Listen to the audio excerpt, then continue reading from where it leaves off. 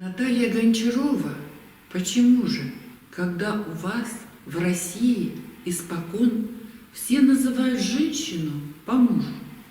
Или, может быть, забыли мы, кто он? Прошли года, прошли десятки лет. Ни Пушкина, ни Гончаровой нет. Неужто не разорвана та сплетня, паучья нитка зависти мирской, что к ним прилипло в прошлое столетие, как к лотосам прекрасным ил морской? Неужто вновь доказывать придется кому-то что-то, и не став мудрей, еще ученый муж тайком крадется со свечкой сальной мимо их дверей? Да, женщина как женщина, она была скромна, добра, верна, нежна, стремилась на балы и маскарады, крутился в танце с ней кавалергард, любила бриллианты и наряды, но толстогубых нянчила ребят.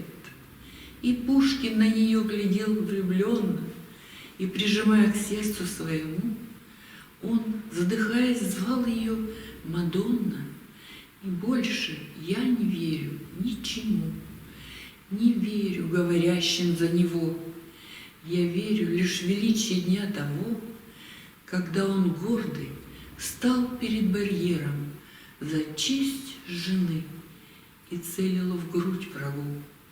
Я верю крови, пролитой на белом, нетленном чернореченском снегу.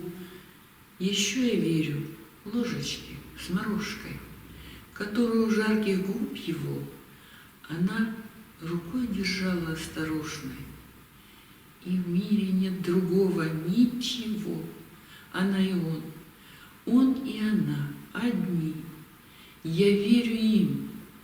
А если кто-нибудь и в наши дни повторит сплетню ту, что в северной столице придворные плели, как кружева сплетают кружевные мастерицы, пока не закружится голова, кто верит в ложь, что паутина серой летала над сырой и затхлой тьмой, поэт еще раз вызовет к барьеру. Коль нет, я им бросаю вызов мой.